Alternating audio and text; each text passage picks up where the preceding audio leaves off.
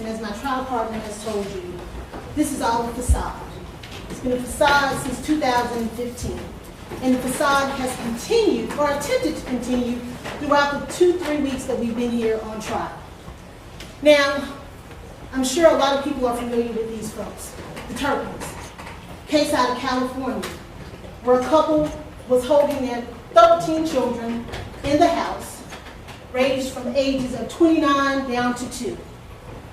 And they were keeping them in that house, chained, and they were beating them and torturing them. Until, fortunately enough, their 17-year-old daughter, who by the way appeared to be about 10 or 12 when the police finally got to them, said, "Please come help. We are being held by our parents for years. We're being beaten, we're being chained to our beds, and barely being fed." But ladies and gentlemen, the Turpins were out. They were taking pictures, going on family vacations, having wedding vow renewals. On the outside, it looked all good. But on the inside, those children told stories of horror. That's what we have here today. But the Rosenbaums, they don't do what the Turpins did, because what the Turpins did was they took responsibility for their actions, and they played guilty. While the Rosenbaums are like the Turpins, they're not willing to take responsibility for their actions. So you know what? The state has to make them do it, and that's why we're here. Now, the defense, they have a difficult job.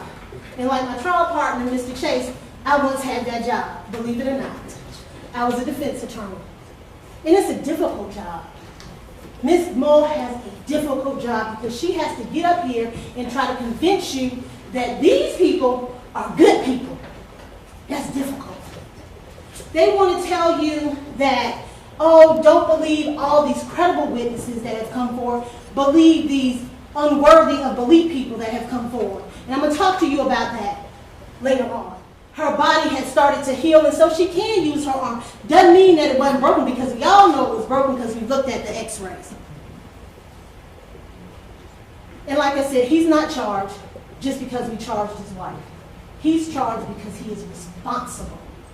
Your failure to act is just as responsible as your doing the act itself, especially when you're her husband, especially when you live in that house, and especially when you don't just have a responsibility to her, you have a responsibility to Millie and Layla. And you failed him. That is why he's sitting there. Or lack thereof, because I'll let y'all decide about those tears. But the crying or the wailing that Samantha White says she heard, for herself, that was for Jennifer Rosenbaum. Because she knew the facade had been unrevealed. They could see it now. You can't hide it under clothes no more. You can't hide it with putting a filter on a picture no more. You're being called out for who you are. They said they gave him healthy food, ladies and gentlemen. I hope you heard it came from the jail. They was feeding him chicken nuggets from the jail. Allegations of starvation. We got common sense, ladies and gentlemen. You get to use it. You look at that baby in July and look at her in November.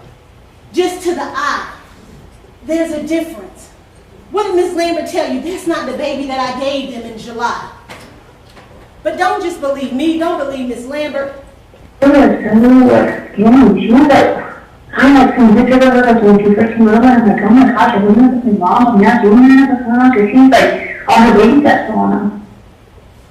That's what she said. She saw it. She getting skinny. I'm concerned. Are we doing something wrong? No, they weren't doing nothing wrong with feeding her. It was the beating part that was the wrong. Donnell Noir. Oh, we brought her in to talk about the scratch from the bear that Millie said. What was the first question out of her mouth? About Tessa Daniel. Did she tell you that she would do anything for meth? That was her focus, because they want you to look at Tessa. And I'll tell you, ladies and gentlemen, Tessa will not get Mother of the Year. But what I will tell you is she didn't beat her kids. She didn't brutalize them. She didn't burn them. She didn't make them eat vomit. She didn't pull out their hair. Does she have a drug addiction? Absolutely. But let me tell you something. Tessa Daniels is not on trial. They want to put everybody else on trial except for the people that are on trial. When you get that indictment, it says Jennifer Rosenbaum and Joseph Rosenbaum. You won't see Tessa Daniels' name on there. You won't see Peggy Banks' name on there. You won't see Patricia Lambert's name on there. And you certainly won't see Millie Place's name on there.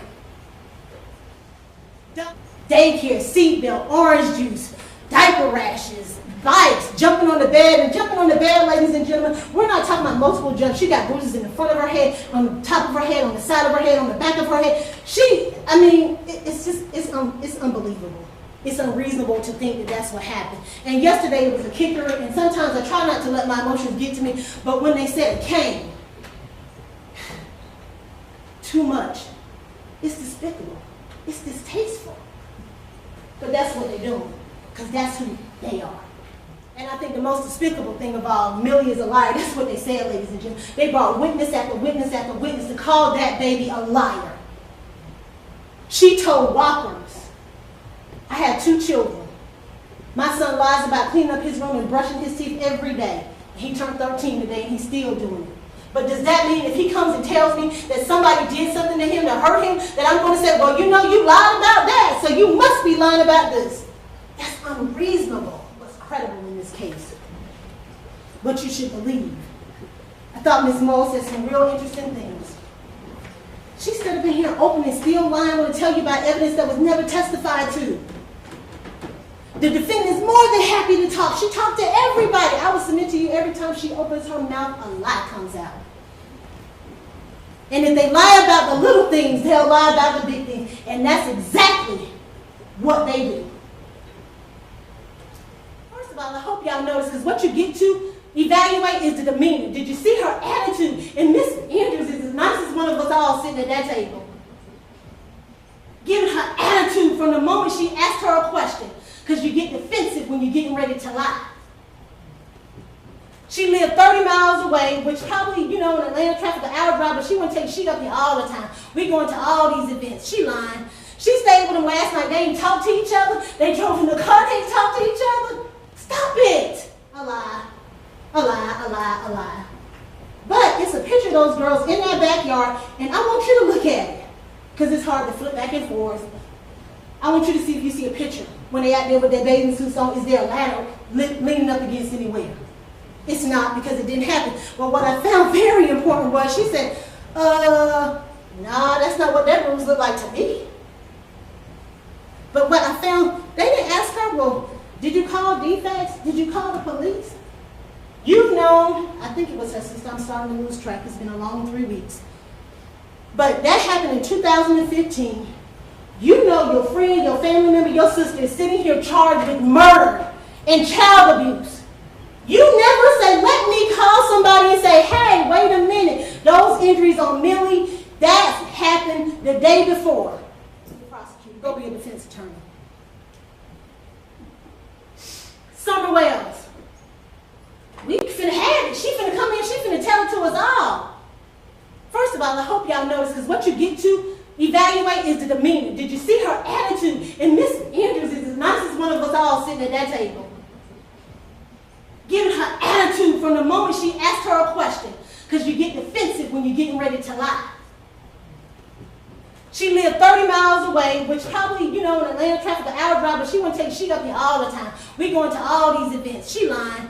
She stayed with them last night. They didn't talk to each other. They drove in the car. You have not told him all the facts. You haven't told him about the various stories about the leg being broken. And then he told you, he talked from both sides of his mouth. Oh, you can't tell pattern injuries. He can't tell you that was from a belt. But then oh, yes, those look like ladder marks. Oh, yes, those look like knuckle marks. They do. I agree with him on that. A little bit true, because she was punching that baby in the back. And she never said she was punching her in the back, because he's talking about what she told the police.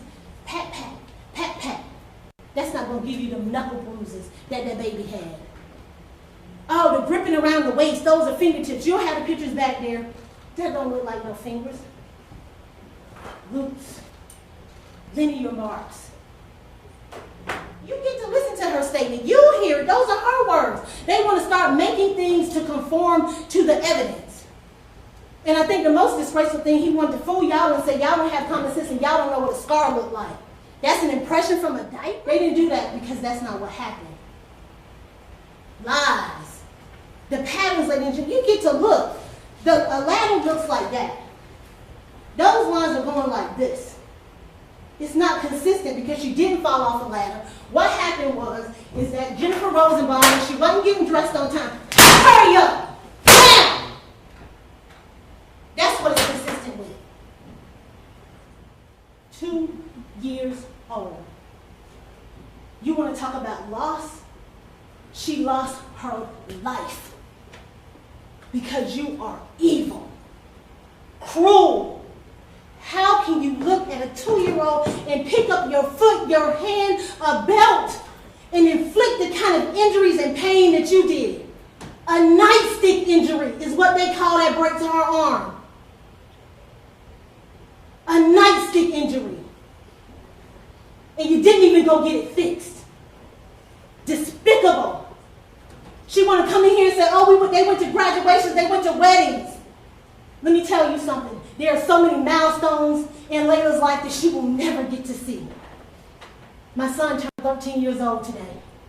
That's a milestone. I'm here with y'all today. But it's a milestone. He is getting to be a teenager. Last week would have been Laila's 6th birthday. School supplies are out. She would have been getting ready to have her first day at school. But because of them, a milestone she will not get. She won't get no more birthdays. She won't get no more graduations. She won't get no weddings. She won't get no child. Because of them. And they want to talk about what they've lost? Unconscionable. All Daysha Daniels has is that last phone call with her baby. And for what? Like Mr. Chase told you, I can't tell you why. Because nobody can explain why somebody will put their foot up, their knee up to a baby and do what they did. And good thing the law recognizes that and we don't have to tell you why. But I'll tell you why, ladies and gentlemen. Evil. Egregious. The acts were egregious. Vile, distasteful, and sickening. Immoral, wicked, dishonorable, and depraved. And they're liars, deceivers, provocators, like they wanted to call Milton. That's what evil represents. I know you all don't get to do it very often, but unfortunately in the job that I do, I sit in a room with evil every day. And for the last 3 weeks, we have been sitting in a room with some of the most evil people I have ever come across in my 20 years of prosecution. A baby. And then you have the nerve to get in here and continue to lie after lie after lie after lie. They should be ashamed. But I tell you, ladies and gentlemen, you have the honor and the duty to do what nobody else has been able to do. I love this quote. Evil prevails when good people do nothing.